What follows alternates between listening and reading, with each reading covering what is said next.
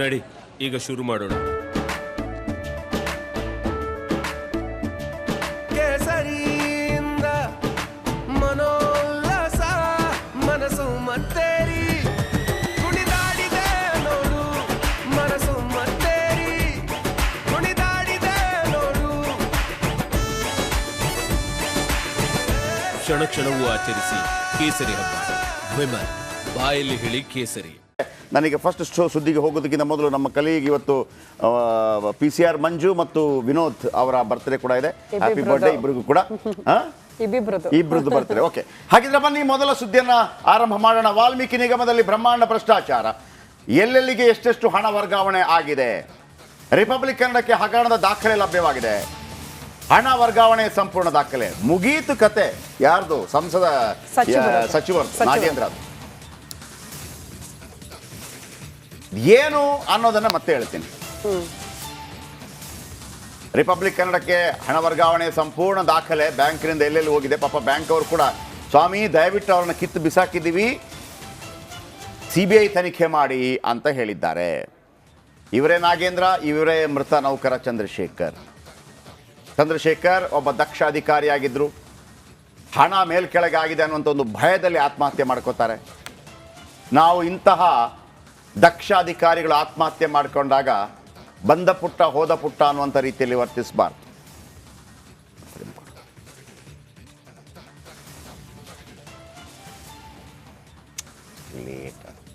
ಹೊರಗೋಗ್ರು.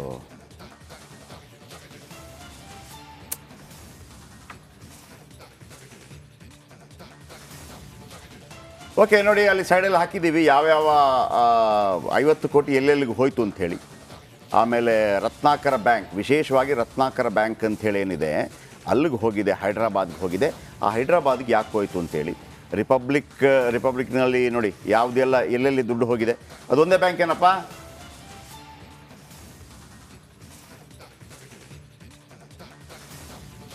ಅದನ್ನು ಮಾಡ್ತಾ ಇರಿ. ಓಕೆ, ನೆಕ್ಸ್ಟ್ ವಿಜಯಲ್ಲಿ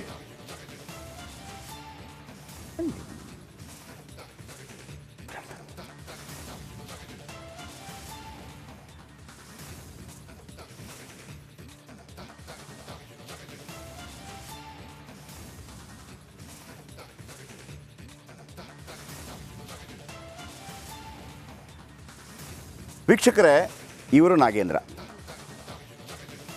ಇವರು ಸಚಿವರಿದ್ದಾರೆ, ಅಂದರೆ ಕ್ರೀಡಾ ಯುವಜನ ಸಮಥಿಂಗ್. ಇವರ ಅಂಡ್ರಲ್ಲೇ ಒಂದು ವಾಲ್ಮೀಕಿ ನಿಗಮ ಕೂಡ ಬರುತ್ತೆ. ಇವರ ಇಲಾಖೆಯ ಅಂಡ್ರಲ್ಲಿ ವಾಲ್ಮೀಕಿ ನಿಗಮ ಬರುತ್ತೆ. ಏನಾಯಿತು ಮತ್ತೊಮ್ಮೆ ಹೇಳ್ತೀನಿ. ಚಂದ್ರಶೇಖರಯ್ಯ ಯಾಕೆ ಸತ್ರು? ಈಗ ಸಚಿವರಿಗೆ ಯಾಕೆ ತಲೆನೋವಾಗುತ್ತೆ? ನಿಗಮಕ್ಕೂ ಇವ್ರಿಗೆ ಏನು ಸಂಬಂಧ? ವೀಕ್ಷಕರೇ, ಓರ್ವ ದಕ್ಷ ಅಧಿಕಾರಿ ಇವತ್ತು ತೀರ್ಕೊಂಡಿದ್ದಾರೆ. ಅವರಿಗೆ ನಾವು ಶ್ರದ್ಧಾಂಜಲಿ ಸಲ್ಲಿಸಬೇಕು, ಅವರನ್ನ ನೆನೆಯಬೇಕ್ರಿ. ಸರ್ಕಾರಕ್ಕೆ ಮಾನ ಮರ್ಯಾದೆ ಇಲ್ಲ. ಸರ್ಕಾರಕ್ಕೆ, ಯಾವುದೇ ಸರ್ಕಾರ ನೀವು ಹೇಳ್ಕೊಳ್ಳಿ, ಇಂಥವ್ರು ಸತ್ತಾಗ ಮಜಾ ಮಾಡ್ತೀರಾ ನೀವು? ಯಾವ್ಯಾವ ದೊಡ್ಡ ದೊಡ್ಡ I am sorry to say this with huge respect. ಈಗ ಅಂಬರೀಷ್ ಅಂತ, ಅಂಬರೀಷ್ ಬಹಳ ದೊಡ್ಡ ಕಲಾವಿದರು ಅಲ್ವಾ? ನಮಗೆಲ್ಲ ಬಹಳ ಇಷ್ಟ ಅಂಬರೀಷ್ ಅಂತಂದರೆ. ಅಂಬರೀಷ್ ಅವರ ಕೊನೆಗಾಲದಲ್ಲಿ ಅವರನ್ನು ಸಿಂಗಾಪುರಕ್ಕೆ ಏರ್ಲಿಫ್ಟ್ ಮಾಡಬೇಕು ಅಂತಂದರೆ 1.5 ಕೋಟಿ ಖರ್ಚಾಯಿತು. ಯಾರು ಕೊಟ್ಟಿದ್ದು? ಸರ್ಕಾರ ಕೊಟ್ಟಿದ್ದು. ನಾವು ಬೇಡ ಅಂದ್ವಾ? ಕೊಡಿ, ನಮ್ಮ ನಾಯಕ. ಆದರೆ ಒಬ್ಬ ಈಗಿನ ಕಾಲದಲ್ಲಿ ವಿರಳವಾಗಿ ಸಿಗುವಂಥ ಮೃತ ಚಂದ್ರಶೇಖರ್ ಕೇವಲ ಒಂದು ಏನು ಭ್ರಷ್ಟಾಚಾರದ ಆರೋಪ ಬರುತ್ತೆ, ಒಂದು ಪ್ರಾಮಾಣಿಕತೆಗಾಗಿ ಪ್ರಾಣ ಬಿಟ್ಟಿದ್ದಾರೆ. ನೋಡಿ ವೀಕ್ಷಕರೇ, ಈ ವಾಲ್ಮೀಕಿ ನಿಗಮದ ಒಂದು ಅಕೌಂಟ್ ಎಲ್ಲಿತ್ತು ಅಂತಂದರೆ ವಸಂತನಗರದ ಯೂನಿಯನ್ ಬ್ಯಾಂಕಲ್ಲಿ ಇತ್ತು. ಇವರೊಬ್ಬರು ಅಧೀಕ್ಷಕರು, ಈ ನಿಗಮದ ಒಬ್ಬ ಅಧಿಕಾರಿ. ಇವರನ್ನು ಈ ನಿಗಮದ MD ಪದ್ಮನಾಭ ಅವರು ಕರೀತಾರೆ ಒಂದು ದಿವಸ. ಚಂದ್ರಶೇಖರ್ ಬನ್ರಿ ಇಲ್ಲಿ. ಏನು ಸರ್ ಅಂತ ಹೋಗ್ತಾರೆ. ನೋಡಿ, ನಮ್ಮ ದುಡ್ಡಲ್ಲಿ, ನಮ್ಮ ಅಕೌಂಟಲ್ಲಿ ಎಷ್ಟು ದುಡ್ಡಿದೆ ಸರ್? 187 ಕೋಟಿ. ಇನ್ನೊಂದು ಅಕೌಂಟ್ ಮಾಡಿಸಿ ಅಂದರು. ಎಲ್ಲಿ ಸರ್? ಅಲ್ಲೇ ಮಾಡಿಸಿ ಅಂತ. ಅಲ್ಲಿ ಕೇಳಿದಾಗ ಇನ್ನೊಂದು ಅಕೌಂಟ್ ಮಾಡೋಕ್ಕಾಗೋದಿಲ್ಲ ಅಂತಂದರು. ಇವರು ಬಂದು ಹೇಳಿದ್ರಂತೆ ಇನ್ನೊಂದು ಅಕೌಂಟ್ ಮಾಡೋಕ್ಕಾಗೋದಿಲ್ಲ, ಹಾಗಿದ್ರೆ ಬೇರೆ ಎಲ್ಲಾದರೂ ಮಾಡಿ. ಇವ್ರು ಕೇಳಿದ್ರಂತೆ ಚಂದ್ರಶೇಖರಯ್ಯ, ಯಾರು ಹೇಳಿದ್ದು ಸರ್? ನಾವು ಯಾಕೆ ಮಾಡ್ತಾ ಇದ್ದೀವಿ? ಹಂಗೆಲ್ಲ ಮಾತಾಡಬೇಡ್ರಿ, ಸಚಿವರು ಹೇಳಿರೋದು, ಬೇರೆ ಅಕೌಂಟ್ ಮಾಡಿ. ಇವರೇನು ಮಾಡ್ತಾರೆ? MG ರೋಡಲ್ಲಿ ಒಂದು ಅಕೌಂಟ್ ಓಪನ್ ಮಾಡ್ತಾರೆ. MG ರೋಡಲ್ಲಿ ಯಾವಾಗ ಅಕೌಂಟ್ ಓಪನ್ ಮಾಡ್ತಾರೆ? ಮಾರ್ಚ್ 4ನೇ ತಾರೀಕು ಅಕೌಂಟ್ ಓಪನ್ ಮಾಡ್ತಾರೆ. ಮಾರ್ಚ್ 4ನೇ ತಾರೀಕು ಅಕೌಂಟ್ ಓಪನ್ ಮಾಡಿದ ತಕ್ಷಣ ಈ ವಸಂತನಗರದಲ್ಲಿರೋ 187 ಕೋಟಿಯಲ್ಲಿ 25 ಕೋಟಿ ಆ ಬ್ಯಾಂಕ್ಗೆ ಹೋಗುತ್ತೆ. ನೆಕ್ಸ್ಟ್ 6ನೇ ತಾರೀಕು 25 ಕೋಟಿ ಆ ಬ್ಯಾಂಕ್ಗೆ ಹೋಗುತ್ತೆ. ಆಮೇಲೆ ಒಟ್ಟು 187 ಕೋಟಿ ತನಕ ಹೋಗುತ್ತೆ. ಹೋದ ನಂತರ ಕೆಲವು ದಿನಗಳ ನಂತರ ಮೇ 21ನೇ ತಾರೀಕು ಅಥವಾ 20ನೇ ತಾರೀಕು ಚಂದ್ರಶೇಖರಯ್ಯ ಅವರನ್ನು ಮತ್ತೆ ಪದ್ಮನಾಭ ಅವರು ಕರೀತಾರೆ. ಚಂದ್ರಶೇಖರಯ್ಯ ಅವರ ಬನ್ರಿ ಇಲ್ಲಿ. ಏನು ಸರ್, ಒಂದು 50 ಲಕ್ಷದ ಚೆಕ್ ಬರ್ಕೊಂಬನ್ನಿ, 50 ಕೋಟಿದು ಚೆಕ್ ಬರ್ಕೊಂಬನ್ನಿ. ಸರ್ 50 ಕೋಟಿದ? ಹೌದ್ರಿ, ಬರ್ಕೊಂಬನ್ನಿ. ಸರ್ ನಾನು ಪಾಸ್ಬುಕ್ ತಗೊಂಡಿಲ್ಲ ಸರ್. ಯಾಕೆ ಪಾಸ್ಬುಕ್ ತಗೊಂಡಿಲ್ಲ? ಅಲ್ಲ ಸರ್, ಈಗ ನೀತಿ ಸಂಹಿತೆ ಇದೆ, ಈ ಫಲಾನುಭವಿಗಳಿಗೆ ದುಡ್ಡು ಕೊಡ್ಲಿಕ್ಕಿದೆ, ಹಂಚಿಕೆ ಮಾಡಲಿಕ್ಕಿಲ್ಲ, ಇನ್ನೂ ಟೈಮ್ ಇದೆಯಲ್ಲ, ಆಮೇಲೆ ತಗೋತೀನಿ. ಹೌದಾ, ಹಾಗಿದ್ರೆ RTGS ಮಾಡಿ 50 ಕೋಟಿ. ಆಯಿತು ಸರ್, ನಾಳೆ ಮಾಡ್ತೀನಿ ಅಂತ ಈ ಚಂದ್ರಶೇಖರಯ್ಯ ಮರುದಿವಸ ಎಲ್ಲಿ MG ರೋಡಲ್ಲಿರುವಂಥ ಬ್ಯಾಂಕ್ಗೆ ಹೋಗ್ತಾರೆ. 50 ಕೋಟಿ RTGS ಮಾಡಿಸಿ ಅಂತ. ಆಗ ಅಲ್ಲಿದ್ದಂಥ ಬ್ಯಾಂಕಿನ ಸಿಬ್ಬಂದಿ ಹೇಳ್ತಾರೆ, ಅಂದರೆ ಮುಖ್ಯಸ್ಥರು ಹೇಳ್ತಾರೆ, ಇಲ್ಲ ಅದು ಆಲ್ರೆಡಿ 50 ಕೋಟಿ ಡ್ರಾ ಆಗಿದೆ. ಅರೆ, ಡ್ರಾ ಮಾಡಿದ್ರ? ಯಾರು ಮಾಡಿದ್ರು? ಇವ್ರು ಮಾಡಬೇಕಾಗತ್ತೆ. ನಾನು ಸೈನ್ ಹಾಕಿಲ್ಲ, ಯಾರು ಡ್ರಾ ಮಾಡಿದ್ರು? ನಿಮ್ಮ ಪದ್ಮನಾಭಯ್ಯ ಮತ್ತು ಇನ್ನೊಬ್ರು ಇದ್ದಾರೆ, ಅವರಿಬ್ಬರು ಸೈನ್ ಹಾಕಿ, ಜಾಯಿಂಟ್ ಸೈನ್ ಹಾಕಿ ತಗೊಂಡಿದ್ದಾರೆ. ಇವರಿಗೆ ಎದೆ ದಸಕ್ಕಂತು. ಇವರು ಓಡೋಡಿ ಬರ್ತಾರೆ ಯಾರ ಬಳಿ? ಪದ್ಮನಾಭಯ್ಯ ಬಳಿ, MD ಬಳಿ. ಏನು ಸರ್ 50 ಕೋಟಿ ಅಕೌಂಟಿಂದ ಹೋಗಿದೆ ಅಂತ. ನನಗೆ ಭಯ ಆಗ್ತಾ ಇದೆ. ಭಯ ಪಡಬೇಡಿ, ಒಂದು ನಿಮಿಷ ಅಂತೇಳಿ ಒಂದು ಕಾಲ್ ಮಾಡ್ತಾರೆ. ಅದು ನಾಗರಾಜ್ ಅನ್ನೋರಿಗೆ ಹೋಗುತ್ತೆ. ಆ ನಾಗರಾಜ್ ಅವರು ಆ ಕಡೆಯಿಂದ ಹೇಳ್ತಾರೆ, ಅವ್ರಿಗೆ ಹೇಳ್ರಿ ಚಂದ್ರಶೇಖರ್ಗೆ, ಏನು ತಲೆ ಕೆಡಿಸ್ಕೋಬೇಡಿ, 1-2 ದಿವಸದಲ್ಲಿ ವಾಪಸ್ ಬರುತ್ತೆ ದುಡ್ಡು ಅಂತೇಳಿ. ಚಂದ್ರಶೇಖರ್ಗೆ ಮತ್ತೆ ಭಯ ಆಗುತ್ತೆ, ನಾನು ಸಿಕ್ಕಾಕೊಂಡ್ಬಿಟ್ಟೆ ಅಂತ ಆಗುತ್ತೆ. ಅವರು ಇದನ್ನೆಲ್ಲ ಬರ್ಕೊಂಡಿದ್ದಾರೆ, ಇದನ್ನೆಲ್ಲ ಬರ್ಕೊಂಡಿದ್ದಾರೆ. ಅವರು ಸೀದವಾಗಿ ಏನು ಹೋಗ್ತಾರೆ, ನಿಗಮದ ಅಧ್ಯಕ್ಷರಾಗಿರುವಂತಹ ರಾಯಚೂರು ಗ್ರಾಮೀಣ ಭಾಗದ MLA ಆಗಿರುವಂಥ ದದ್ದಲ್ ಬಳಿ ಹೋಗ್ತಾರೆ. ಸರ್ ಹಿಂಗಾಗಿದೆ, 50 ಕೋಟಿ ನನ್ನಿಂದ ಹೋಗಿದ್ದು, ನಾನು ಏನು ಮಾಡಲಿ ಸರ್? ನೋಡಿ ಇದೆಲ್ಲ ಬರ್ತಿದ್ದಾರೆ. ಅವ್ರು ಹೇಳ್ತಾರೆ 2 ದಿವಸ ಸುಮ್ಗಿರಿ, ಎಲ್ಲ ಸರಿ ಆಗುತ್ತೆ ಅಂತೇಳಿ. ಇವರಿಗೆ ಭಯ ಶುರುವಾಗುತ್ತೆ, ನಾನು ಸಿಕ್ಕಾಕೊಂಡ್ಬಿಡ್ತೀನಿ. ಅಷ್ಟಾಗುವಾಗ ಅವ್ರು ಹೋಗಿ ಆತ್ಮಹತ್ಯೆ ಮಾಡ್ಕೊತಾರೆ. ಈಗ ವಿಚಾರ ಏನಪ್ಪ ಅಂತಂದರೆ, ನಾಗೇಂದ್ರ ಹೇಳಿದ್ರು ಹೌದು ದುಡ್ಡು ಹೋಗಿದೆ, ಆದರೆ ವಾಪಸ್ ಬರುತ್ತೆ, 28 ಕೋಟಿ ವಾಪಸ್ ಬರುತ್ತೆ. ಈ ದುಡ್ಡು ಎಲ್ಲಿಗೋಯ್ತು ಅಂತ, ಈ 50 ಕೋಟಿ ಎಲ್ಲಿಗೋಯ್ತು? ಈ 50 ಕೋಟಿ ಒಂದು ಅಂದಾಜಿನ ಪ್ರಕಾರ ಹೈದರಾಬಾದ್ಗೆ ಹೋಗಿದೆ, ಒಂದು ಅಂದಾಜಿನ ಪ್ರಕಾರ ತೆಲಂಗಾಣಕ್ಕೆ ಹೋಗಿದೆ, ಒಂದು ಅಂದಾಜಿನ ಪ್ರಕಾರ ಇವರ ಸಹೋದರನಿಗೆ ಬಳ್ಳಾರಿ ಟಿಕೆಟ್ ಸಿಗುವಂತ ಸಾಧ್ಯತೆ ಇತ್ತು, ಅವ್ರಿಗೆ ಸಿಗಲಿಲ್ಲ. ಆ ಸಂದರ್ಭಕ್ಕೆ ದುಡ್ಡು ಎತ್ತಿಟ್ರ. ಈ ಮೂರು ಆಪ್ಷನ್. ಒಂದು, ತೆಲಂಗಾಣಕ್ಕೆ ಹೋಗಿದೆಯಾ ಎಲೆಕ್ಷನ್ ದುಡ್ಡಿಗೆ? ತೆಲಂಗಾಣಕ್ಕೆ ಹೋಗಿದ್ರೆ ಕಾಂಗ್ರೆಸ್ನ ಉನ್ನತಸ್ಥರಿಗೆ ಗೊತ್ತಿರುತ್ತೆ, AICC ಗೊತ್ತಿರುತ್ತೆ. ಎರಡನೇದು, ಇವರ ಐಷಾರಾಮಿ ಜೀವನಕ್ಕೆ ಹೋಯ್ತಾ? ಇವರ ಪರ್ಸನಲ್ ಜೀವನದ ಬಗ್ಗೆ ನಾನು ಅದನ್ನು ಮಾತಾಡಲ್ಲ, ಅದಕ್ಕೆ ಹೋಯ್ತಾ? ಮೂರನೇದು, ಸಹೋದರನಿಗೆ ಟಿಕೆಟ್ ಸಿಕ್ಕಿದ್ರೆ ದುಡ್ಡು ಖರ್ಚು ಮಾಡಬೇಕು ಅಂತ ಹೋಯ್ತಾ?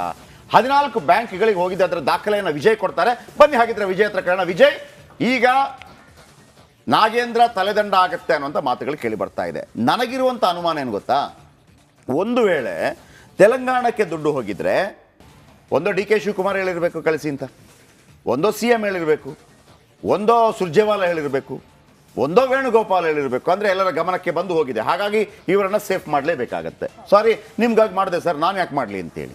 ಇವರ ವೈಯಕ್ತಿಕವಾಗಿ ಹೋಗಿದ್ದರೆ ಇವರು ಸಿಕ್ಕಾಕೋತಾರೆ. ಇವರ ಅಣ್ಣನನ್ನು ಗೆಲ್ಲಿಸಬೇಕು ಅಥವಾ ಸಹೋದರನ ಗೆಲ್ಲಿಸಬೇಕು ಅಂತ ಹೋಗಿದ್ರೆ ಐ ಡೋಂಟ್ ನೋ, 50-50. ಈಗ ನಿಮ್ಮ ಬಳಿ ಎಲ್ಲಿಗೆಲ್ಲ ಹೋಗಿದೆ? ಈಗ happiest mind technologies limited dash Manju enterprises dash ಇಲ್ಲಿಗೆಲ್ಲ ಹೋಗಿದೆ ಹೈದರಾಬಾದ್ಗೆ. ನಿಮ್ಮ ಬಳಿ ಇದರ ಬಗ್ಗೆ ಏನು ದಾಖಲೆ ಇದೆ, ಏನು ಮಾಹಿತಿ ಇದೆ, ಏನಾಗ್ಬೋದು ಇದು?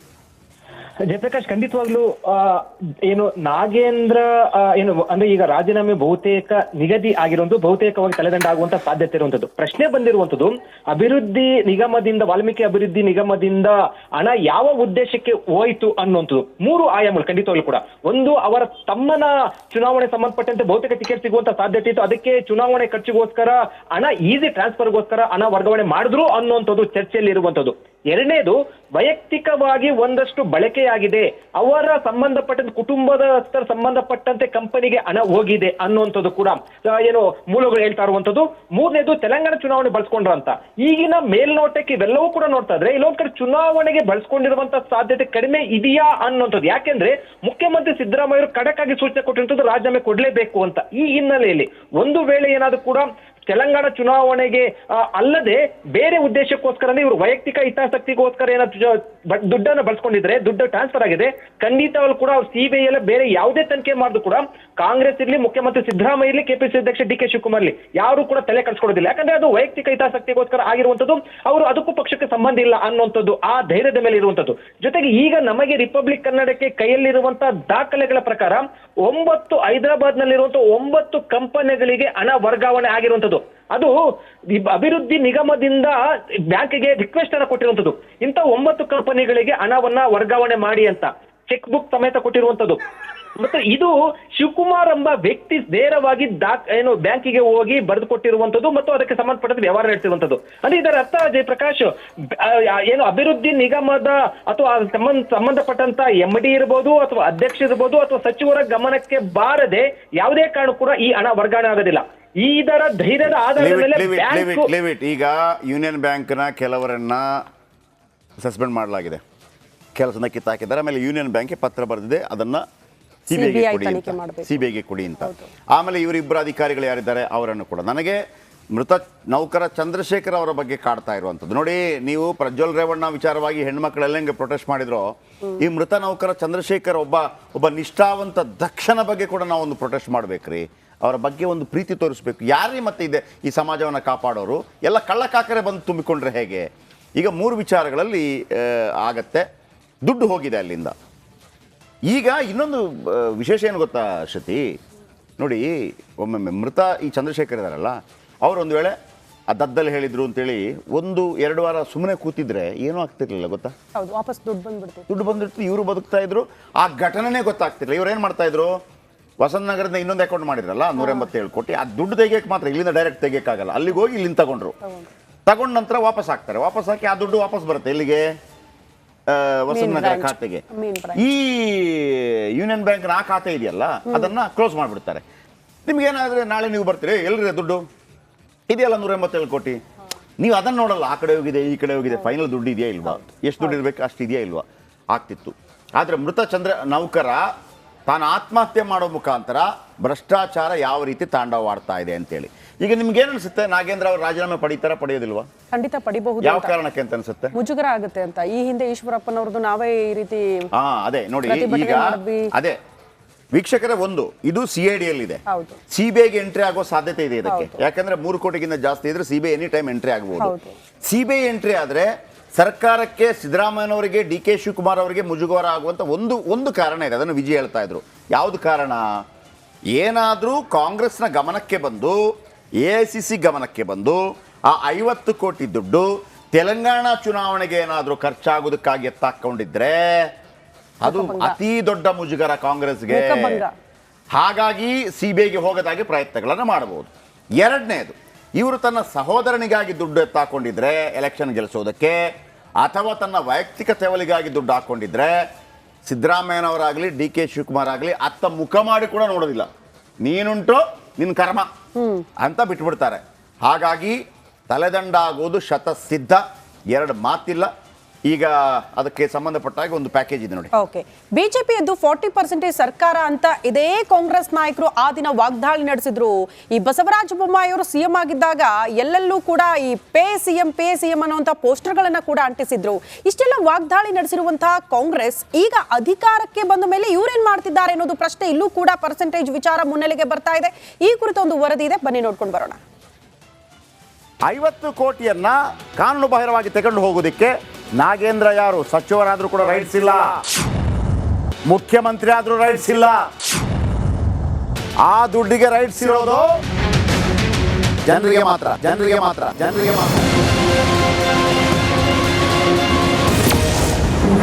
ವಾಲ್ಮೀಕಿ ನಿಗಮದ ಹಗರಣಕ್ಕೆ ಸಚಿವರ ತಲೆದಂಡ.